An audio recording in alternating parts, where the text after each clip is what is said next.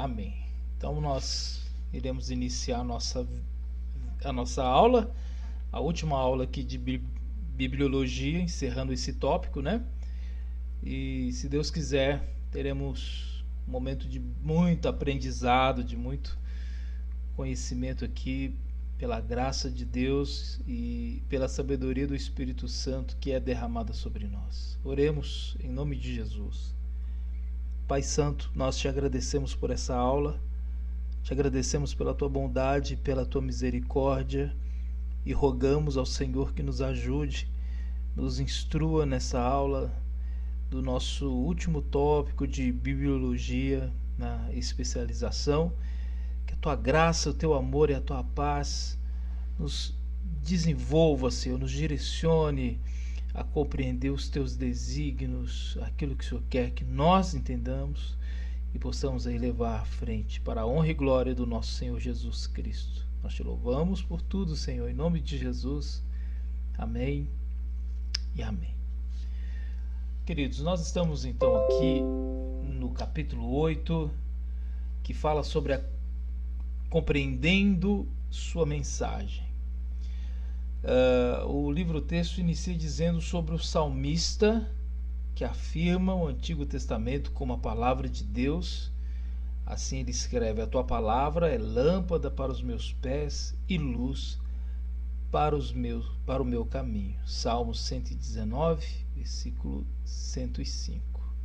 Mais tarde, neste mesmo salmo, ele escreveu: o desenrolar das tuas palavras ilumina, dá entendimento aos simples. Versículo 30.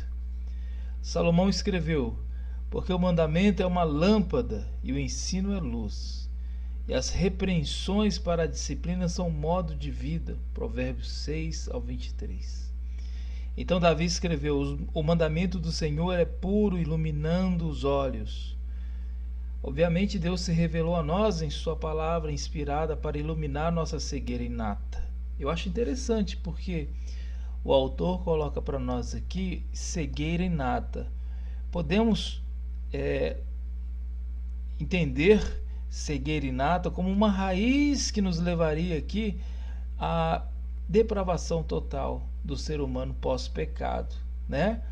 Então a cegueira inata é a incapacidade natural do ser humano de reconhecer a Deus, o seu amor e as coisas boas que dele provém, a vida, por exemplo. Porque o ser humano é totalmente contrário à vida, é totalmente contrário à bondade de Deus, por isso que a sentença dele foi a morte. E isso deve-se a essa cegueira inata, né? O termo inato é aquilo que é natural, aquilo que está dentro.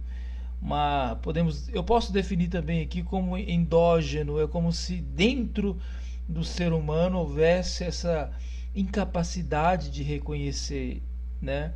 E na verdade, para nós reformados, nós cremos nisso, né? Os ensinamentos de Calvino nos direciona a essa, e de Lutero também, a essa depravação total, essa impossibilidade do ser humano de reconhecer os seus caminhos tortuosos e de reconhecer a bondade e a misericórdia de Deus.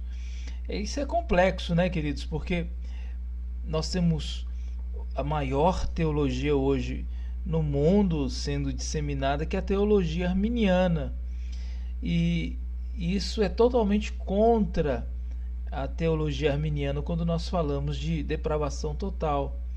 Porque na teologia arminiana, ela dá a possibilidade do ser humano de conquistar um pleno conhecimento e chegar então à salvação.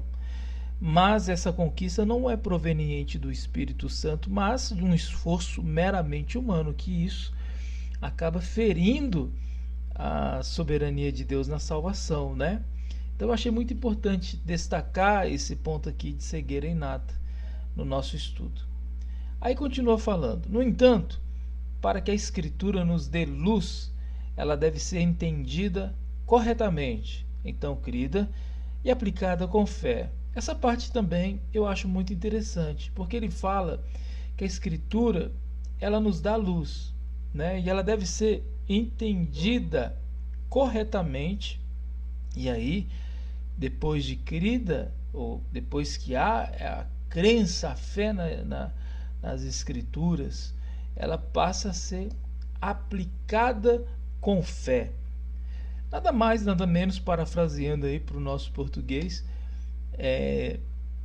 quando o indivíduo passa a entender as Escrituras, e a fé, ela provém de conhecer as Escrituras.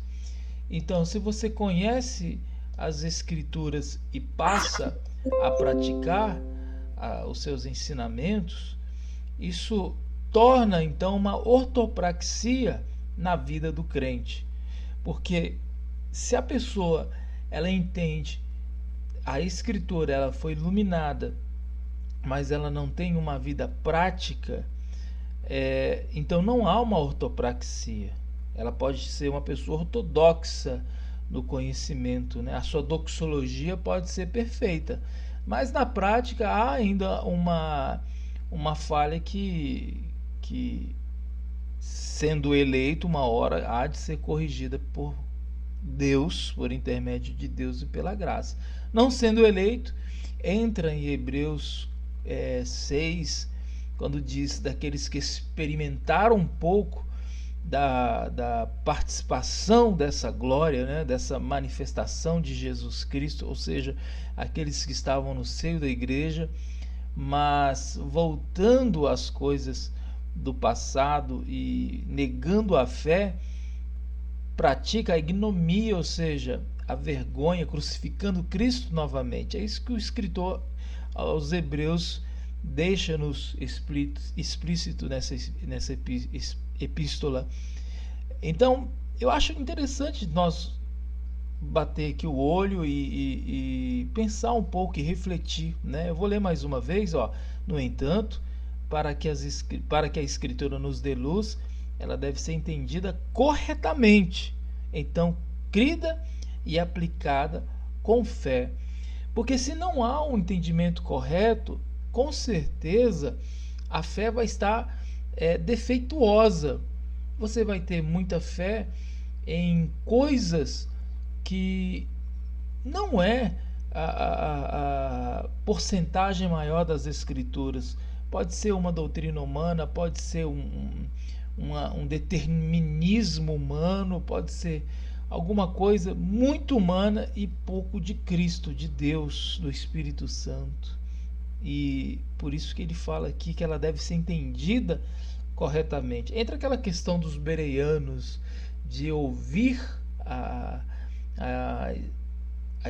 pregação e meditar naquilo que foi pregado e entender se aquilo realmente é proveniente de Deus, não fazendo juízo de valores naquele que está pregando a palavra, mas sim o que foi pregado, se tem a ver com a palavra de Deus, né? É um método apologético que os bereanos aplicavam.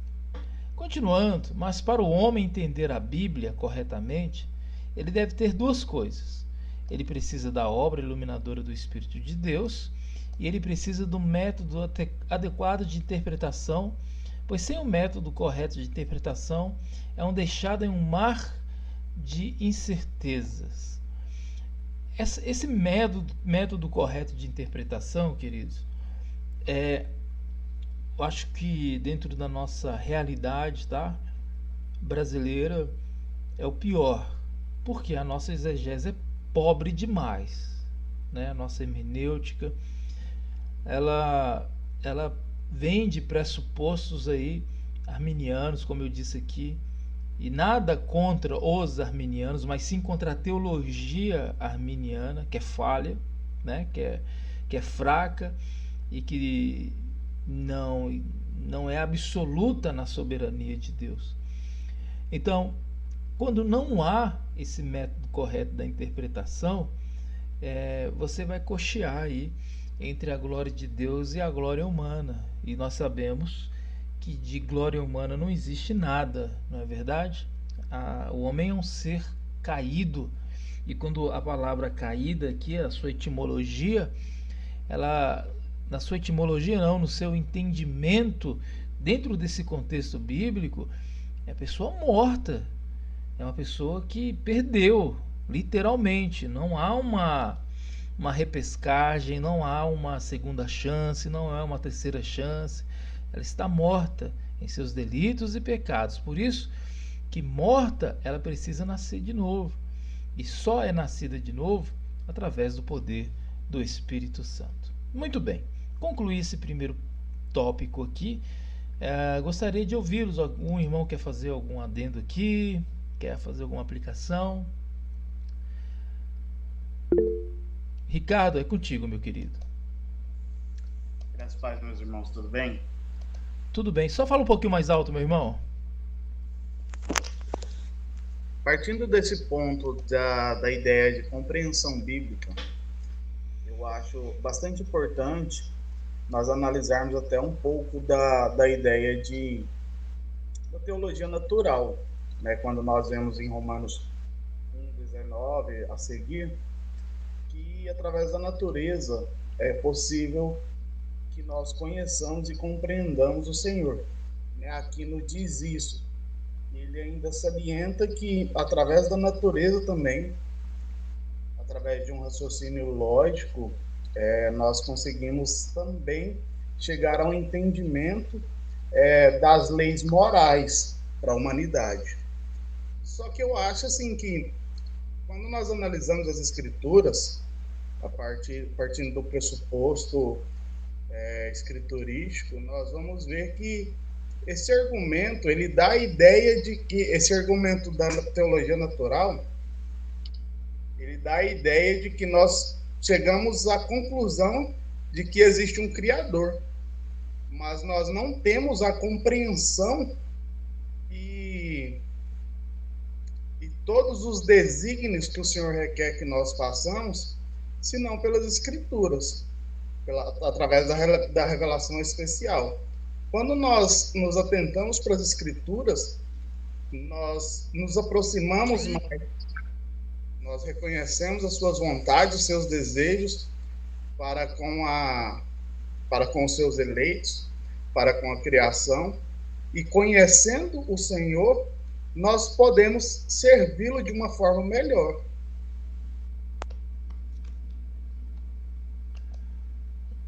Ok, reverendo Ricardo Dias, obrigado pela participação.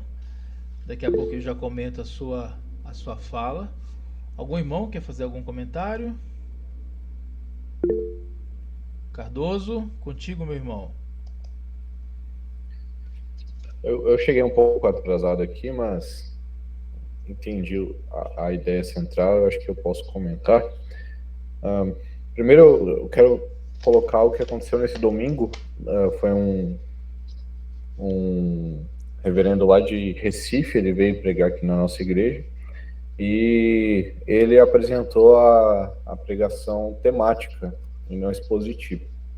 E eu confesso que houve um tempo onde eu tinha sérios preconceitos com a pregação temática, por ver muitos problemas em muitos pregadores que usam esse método.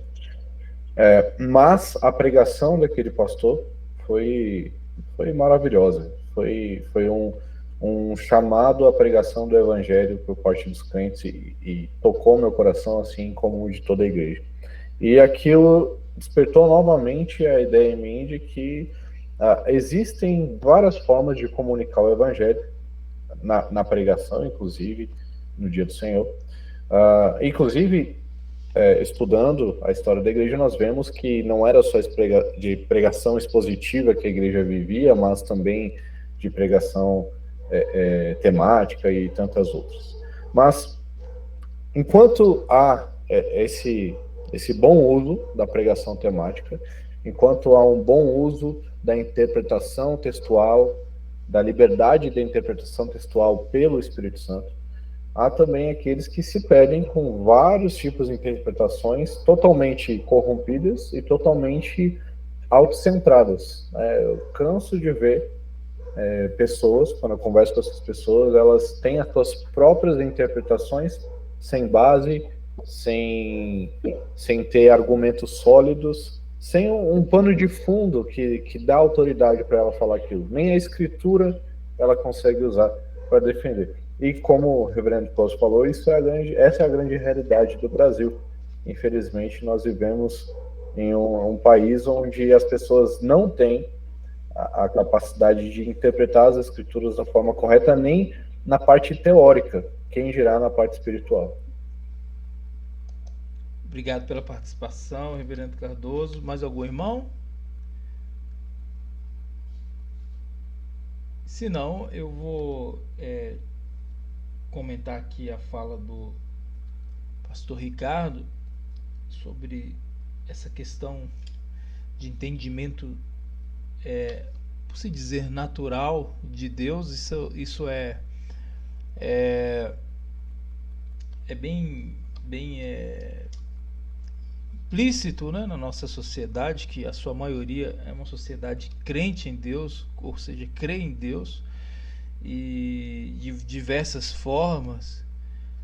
A questão é que quando isso passa a um nível maior e entra um monte de filosofias, e é a nossa modernidade, ela é a modernidade, é o tempo moderno de novas filosofias, de novas interpretações, de novos teólogos.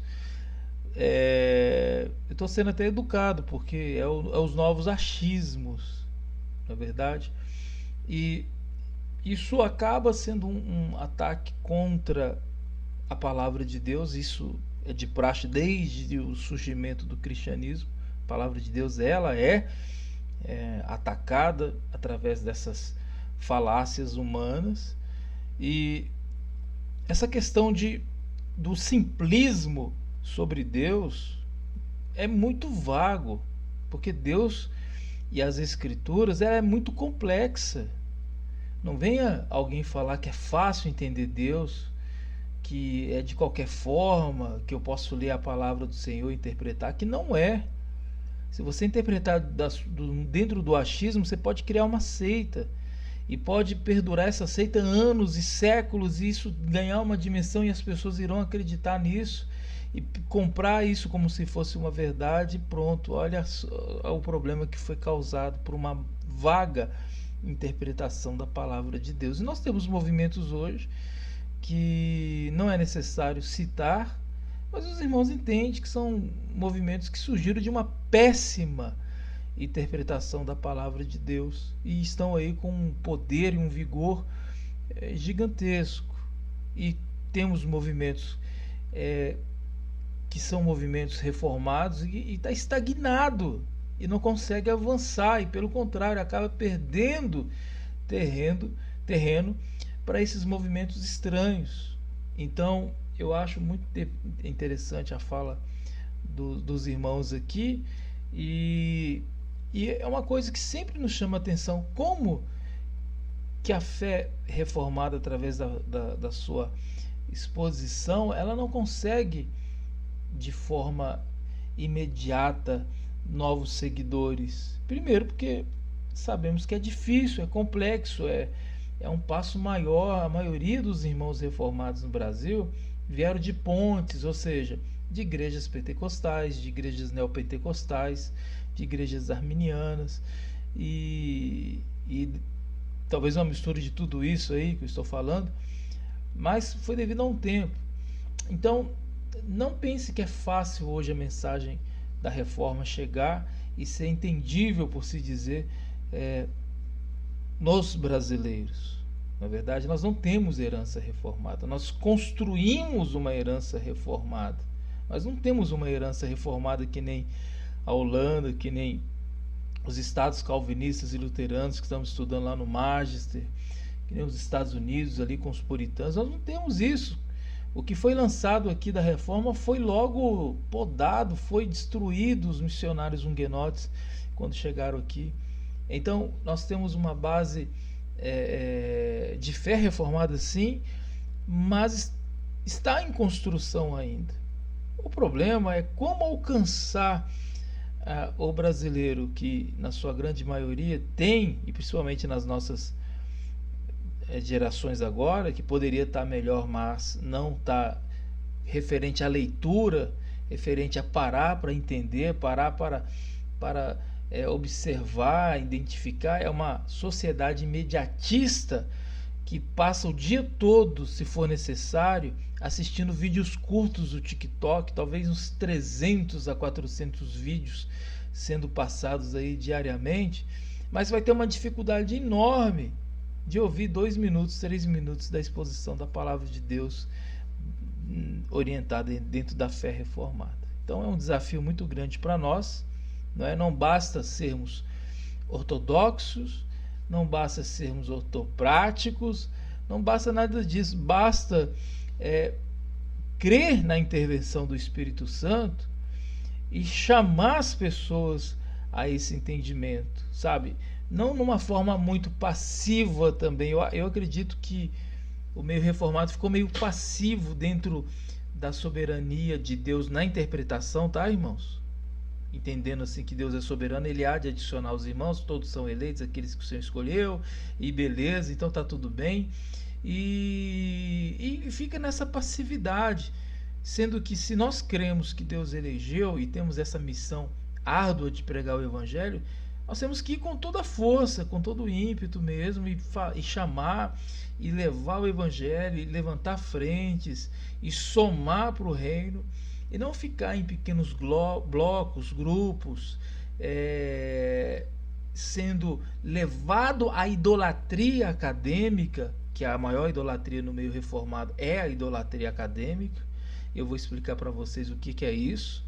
E isso eu tenho identificado já lá nos anos 2014, 2013, conversando com um pastor presbiteriano, e aí eu falei isso com ele, nós conversamos, né? Citei isso, e foi a primeira vez que veio à minha mente a questão da idolatria acadêmica, e eu acho que talvez seja esse o nosso problema na fé reformada, de ficar estagnado em pequenos concílios, em pequenos movimentos, em pequenos simpósios e encontros, e naqueles debates aqui e ali e tal, e não ir em direção ao povo por inteiro, por se dizer. Parece que fatiamos parte da sociedade, pontos específicos, dentro de um conforto, e ali está tudo ótimo, glória a Deus por isso, e vamos ficar aqui. Isso é um pecado contra Deus, assim como outros pecados também é um pecado contra a obra de Deus dentro da evangelização e do discipulado, não é verdade? Antes de continuar aqui, deixa eu só explicar essa questão da idolatria acadêmica. A idolatria acadêmica dentro do meio reformado, ela é um perigo. Por quê? Porque é de praxe que a maioria dos irmãos reformados são pessoas muito estudadas, né? Isso é de praxe.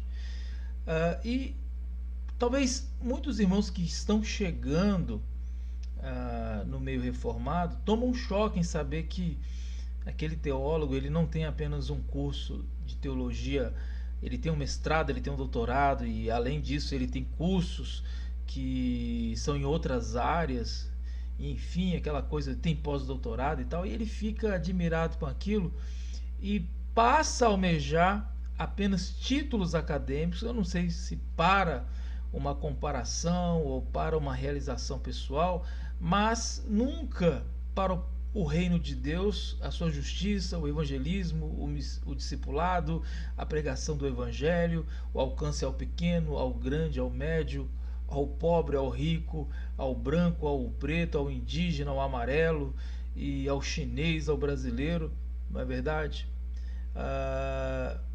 E não se assuste em usar o termo aqui, tá, de preto, porque dentro da lógica da linguística portuguesa é assim que se refere às pessoas afrodescendentes, tá? E amarelo também aos que são amarelos, e os povos originários, indígenas, enfim. Mas a questão é que quando você passa a visionar apenas títulos acadêmicos, você se distancia de Cristo.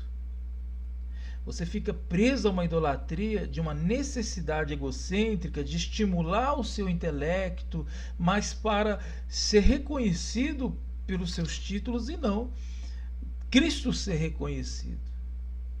Então você vai gastar muito tempo atrás de títulos e títulos e títulos, e acaba perdendo força e vigor em um tempo que é o mais precioso, em algo que poderia trazer um resultado maior. E não me interprete como arminiano nessa causa, porque o Senhor, ele há de julgar o nosso tempo, ele há de julgar a nossa intensidade no reino de Deus, porque Mateus nos revela no último dia que o Senhor há de falar a parte daqueles que chegaram até ele, que no seu nome expulsaram demônios e fizeram coisas maravilhosas, e o Senhor há de falar: não conheço vocês, apartai-vos de mim, malditos. Não é verdade? Então, essa vocação que o Senhor tem para o eleito sempre tem que estar equilibrada. O que ele está fazendo para a glória de Deus? É isso que o Senhor chamou para fazer, e se ele tem certeza, ele tem que fazer o melhor, priorizando o melhor e entregando com toda a sua intensidade em prol do reino, sem dúvidas, se entregando por completo, se entregando dentro da sua força, da sua idade, da sua saúde e da sua família, e colocando tudo subjugado a Cristo.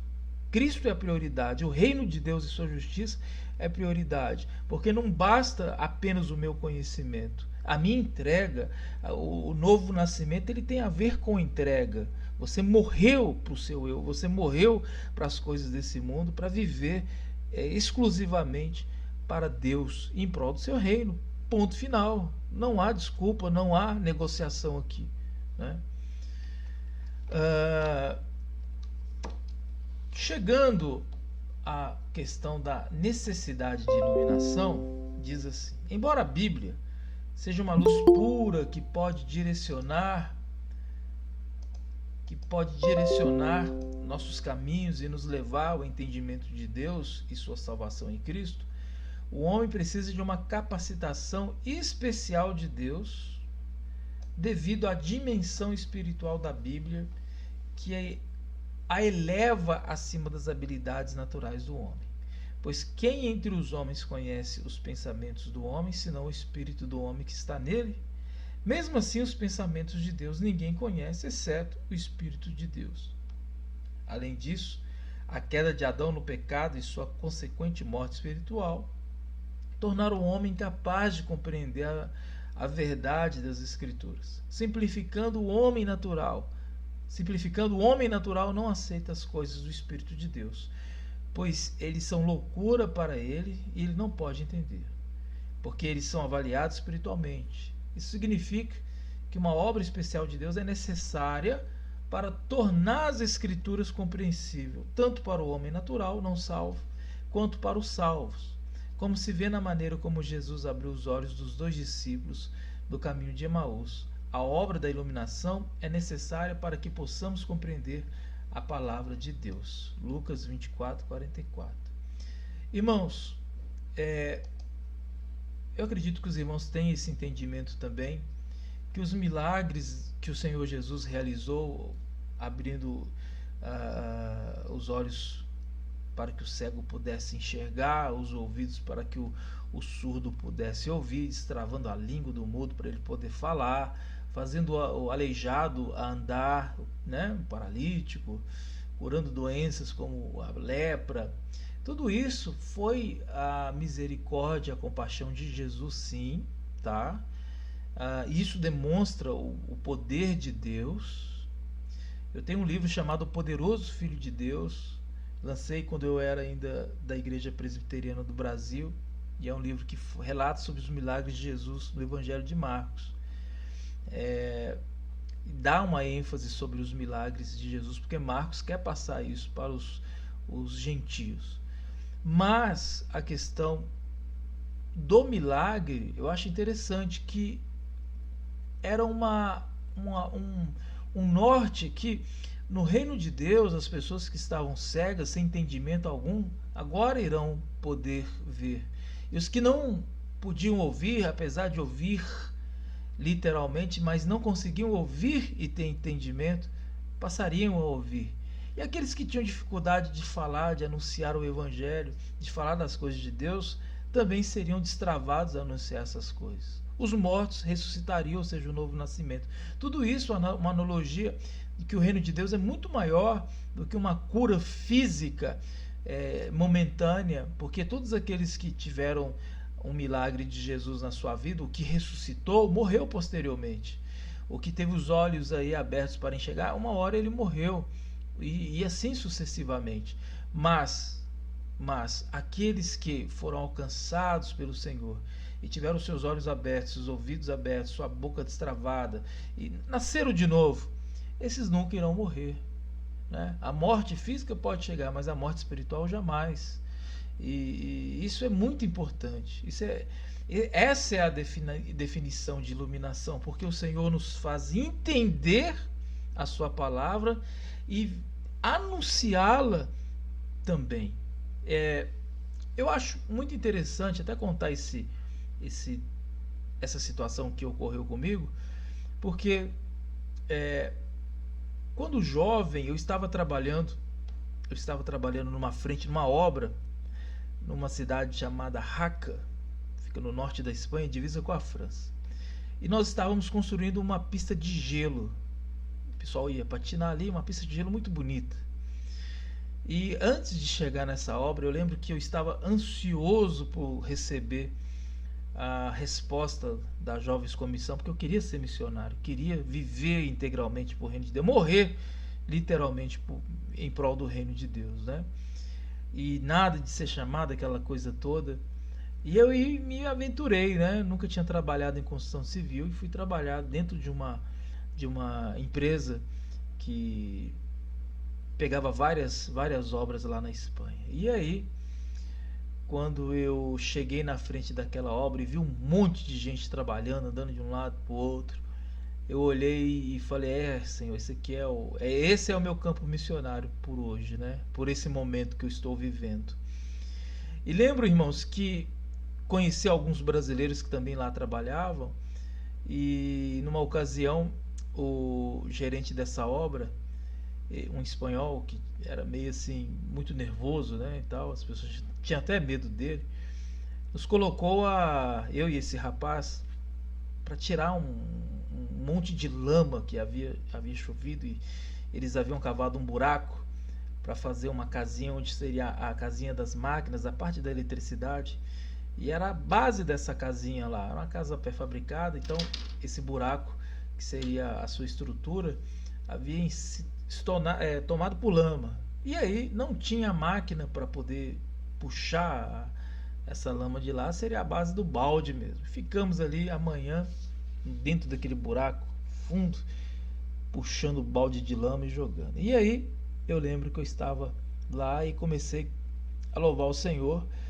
cantando aquele hino em espírito e em verdade, né? E aí esse rapaz, eu lembro que ele era de Goiás, né? De Goiânia, capital Goiânia. Ele falou assim: rapaz, a gente está fazendo o pior serviço da obra aqui no meio dessa lama, nesse frio todo sujo, com lama aí até a canela, até o joelho, e você tá cantando música de Deus ainda. E aí eu comecei a falar com ele sobre essa paz, né, que eu tinha, e era a obra do Espírito Santo, de Jesus. E fui falando com ele, tirando balde ali e conversando com ele, e vai balde, e conversa, mas conversa evangelística. E esse rapaz, quando eu olho para ele tá com os olhos cheios de lágrimas, né? E aí ele se abre comigo e fala que estava vivendo um momento muito difícil na vida dele, e que ele já tinha ido há um tempo na igreja, mas não entendia nada e tal, mas que ele estava desejando Deus naquele momento ali, dentro daquele buraco, né? E aí eu fui e orei por ele, e nós, isso diante do Espírito Santo de Deus, nos ajoelhamos no meio daquela lama, e eu orei por ele, coloquei a mão no ombro dele e falei: Senhor, ajude ele, ajude esse rapaz e tal, com teu Espírito Santo e tal. E ali ele fez aquela oração do pecador, pedindo perdão a Deus e confessando Jesus como seu Senhor. E posteriormente Passado uns 2, 3 minutos, o senhor lá da obra, lá, o gerente, nos tirou daquele buraco. E eu até brinquei com ele, falei, olha, Juninho, Jesus te tirou do buraco literalmente, né? Olha, nós já estamos aqui para fazer outro trabalho. E uma parte interessante que dentro daquela obra começou a surgir muitas oportunidades de pregação e fizemos um ponto de pregação aonde nós estávamos alojados. Então foi uma experiência muito interessante. Por quê? Porque não foi através de um super conhecimento teológico, foi pela iluminação do Espírito Santo, foi pela direção do Espírito Santo, foi por obra do Espírito Santo que nós chegamos até os perdidos, até os que precisavam ouvir o Evangelho. Todos aceitaram a Jesus, aceitaram esse tema até arminiano, né? Receberam Jesus, entenderam Jesus? Não, nem todos receberam, mas uma grande parte sim. Então a questão da iluminação aqui, ela é primordial, porque se o pregador ele não tem essa iluminação, quizá os outros, né? Quizá os outros se terá esse entendimento da palavra de Deus. A explicação da iluminação, eu já vou abrir o microfone aqui para os irmãos, falta 15 minutos para a nossa conclusão. Diz assim: a doutrina da iluminação não deve ser confundida com revelação e inspiração. A seguinte diferença precisa ser compreendida. Apocalipse se revela ao conteúdo da verdade de Deus conforme foi revelado aos autores das Escrituras do Antigo e do Novo Testamento. A inspiração se refere à transmissão precisa desse conteúdo aos homens, primeiro verbalmente como profetas e depois por escrito.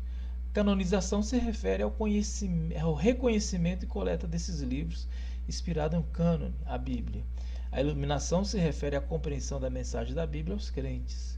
Os incrédulos só podem experimentar essa obra no que se refere ao seu ministério de convencimento em relação ao Evangelho. Então aqui, ó, a iluminação se refere ao quê?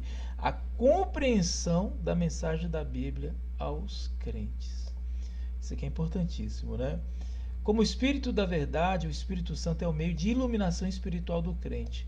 4 passagens do Novo Testamento enfocam este ministério do Espírito. São João, Coríntios, Efésios, aqui 1 João, enfim, né? Eu não sei se vai dar para me ler tudo isso aqui, porque, irmãos, é muita coisa, né? É muita coisa, mas eu acredito que vocês estarão lendo aí. Eu não sei se vocês já leram todo o livro, mas é necessário que vocês leiam todo este e-book para dar continuidade aos estudos, tá, irmãos? Porque se for para continuar aqui, nós ficaríamos uns 2 a 3 meses no nosso e-book. Eu sei que nem todos os irmãos têm esse tempo todo aí, tá joia? Mas vamos lá. Deixa eu só fazer uma pergunta aqui para os irmãos. E dentro disso aqui, ó, interpretação da Bíblia literalmente. Cadê?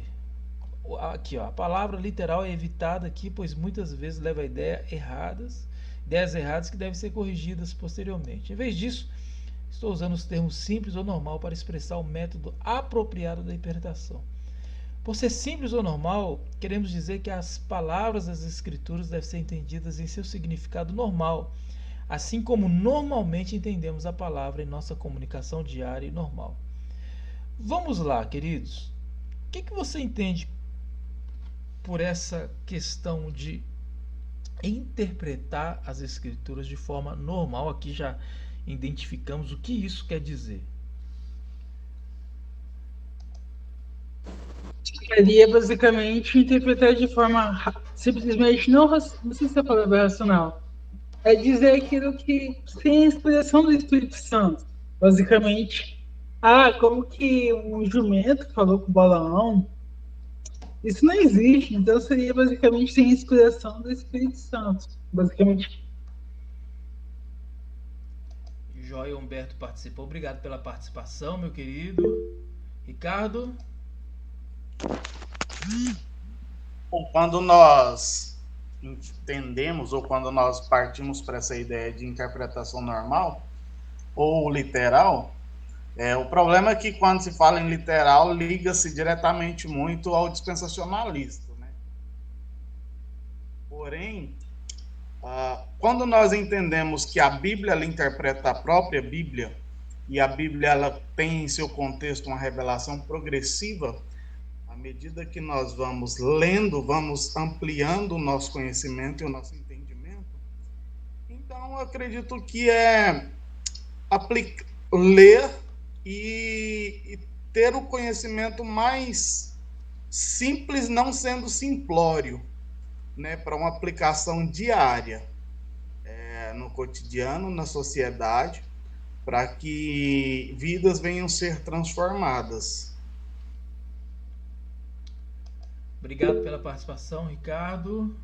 Irmão Paulo.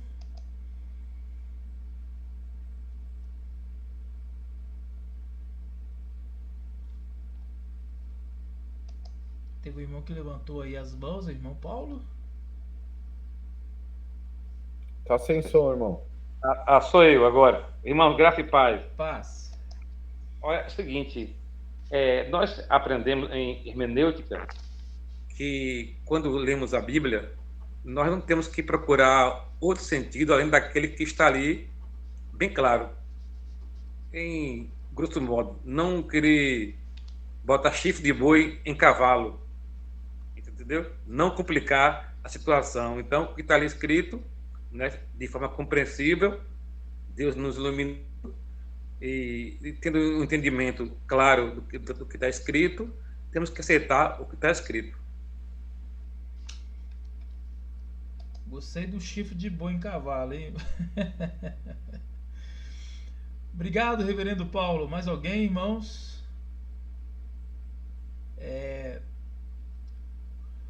O irmão Humberto, ele participou primeiro. Eu acredito que ele levou na questão do literal, né? E isso, quando ele falou, até usou a questão da jumenta aqui, é isso mesmo, na questão do literal, né?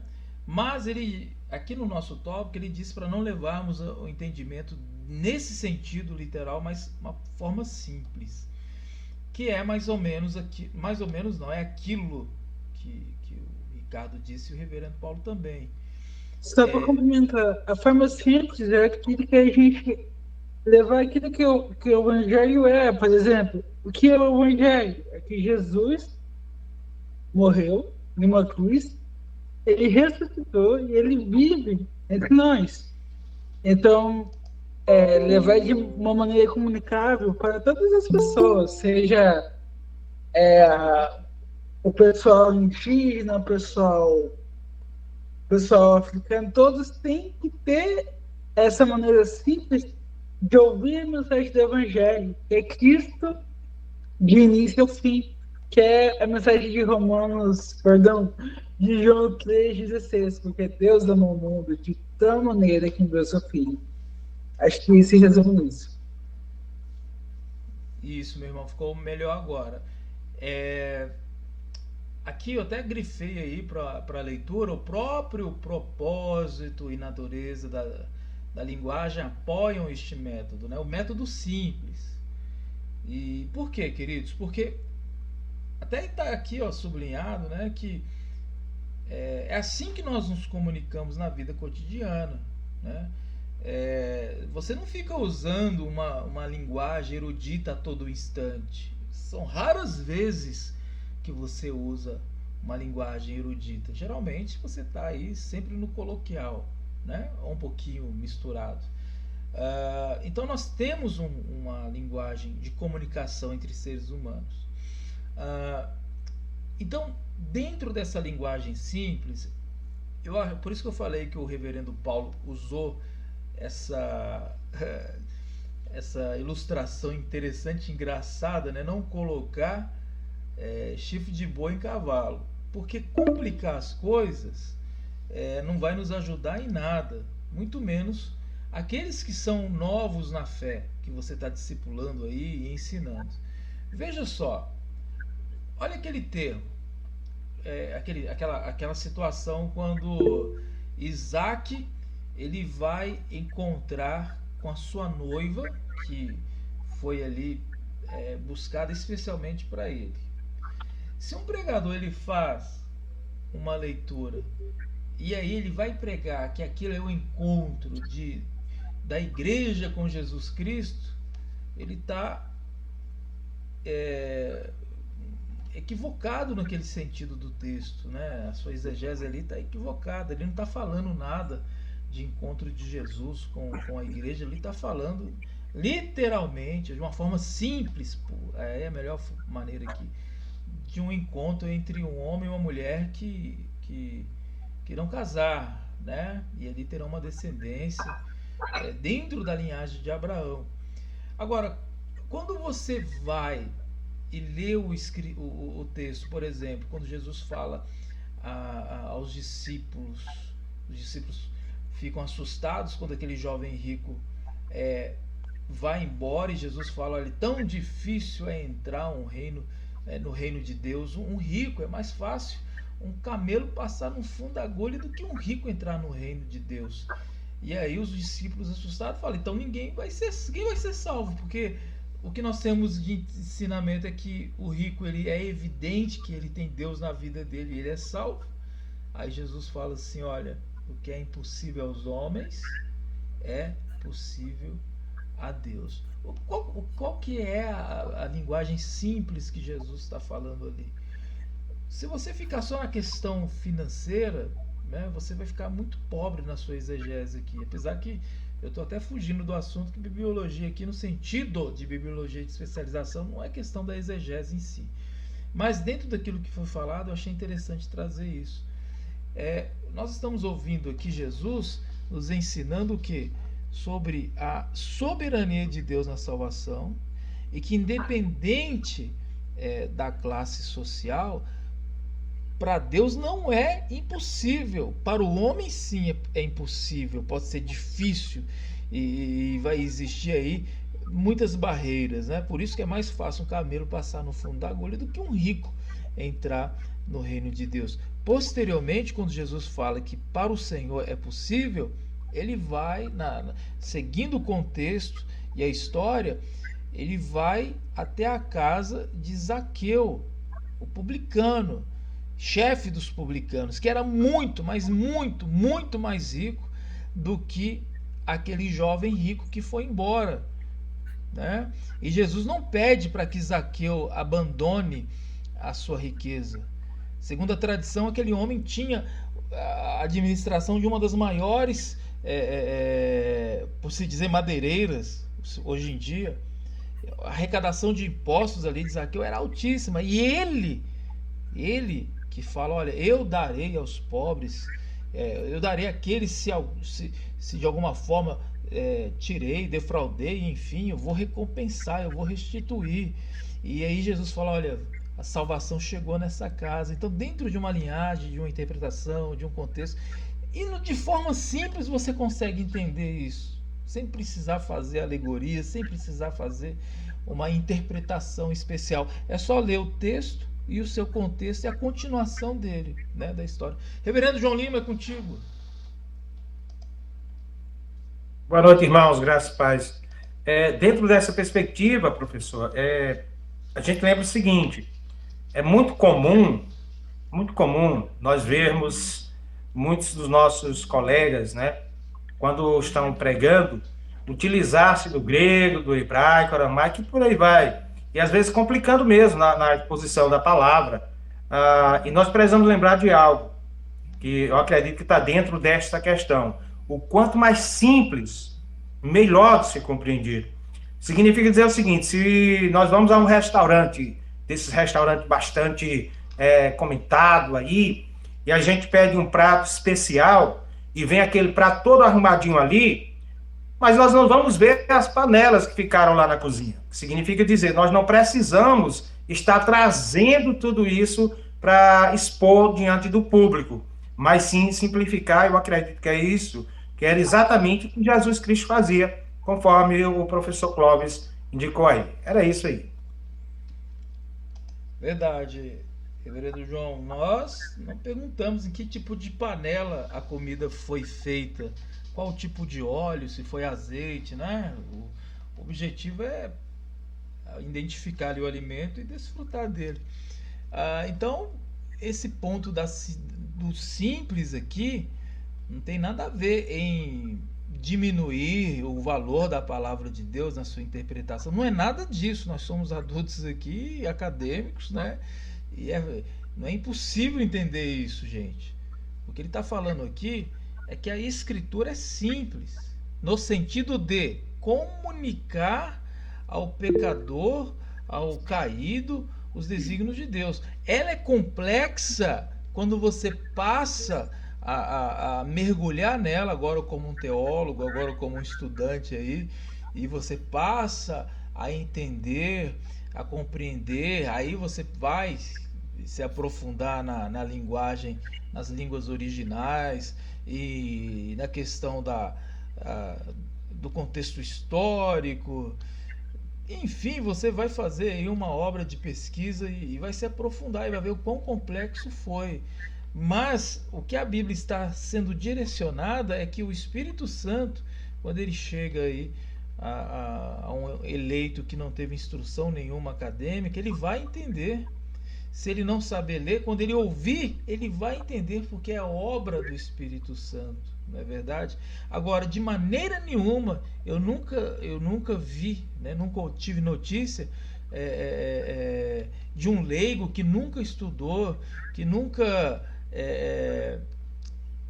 foi na escola, enfim, saber o teorema de Pitágoras, saber uma equação de segundo grau.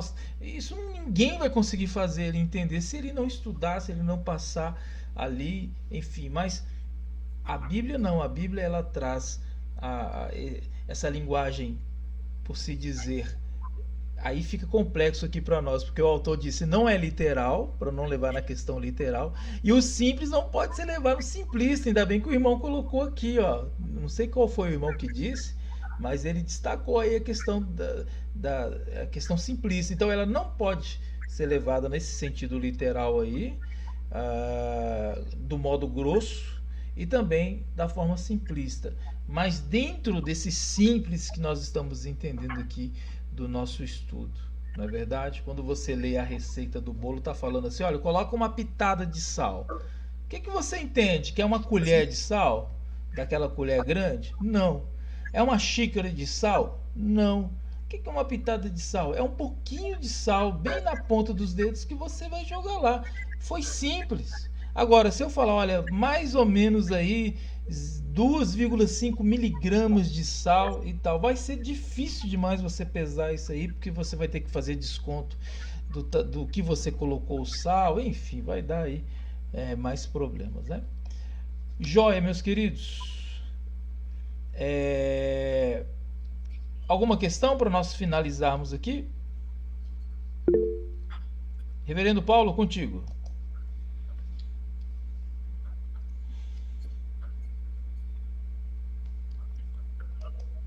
Está sem áudio, hein, Reverendo Paulo? Deus procurou, de maneira simples, nos dar uma mensagem que pudéssemos compreender sem complicar. Quem complica não é a Bíblia, mas sim o homem que é complicado. Essa é a verdade. Porque tanto é que Deus teve cuidado de mandar Jesus na plenitude dos tempos, em que a língua universal mais compreensível seria o grego, e o grego koiné, o grego comum na linguagem do povo, para nós termos um entendimento de maneira clara. Verdade, meu querido, verdade. E vai ser assim até a consumação dos séculos. Queridos, obrigado pela participação, obrigado por tudo, pelo apoio, pelas orações. A aula está gravada, eu vou daqui a pouquinho já colocar no YouTube e compartilhar no grupo. Irei terminar em oração, fazendo essa oração final, e nos despedimos aqui em nome de Jesus. Oremos ao Senhor. Pai Santo, nós te agradecemos pela tua graça e pelo teu amor e misericórdia. Nos abençoe, Senhor, e nos dê a tua paz, a paz que vem do Espírito Santo. Obrigado por tudo, em nome de Jesus. Amém e amém, Senhor.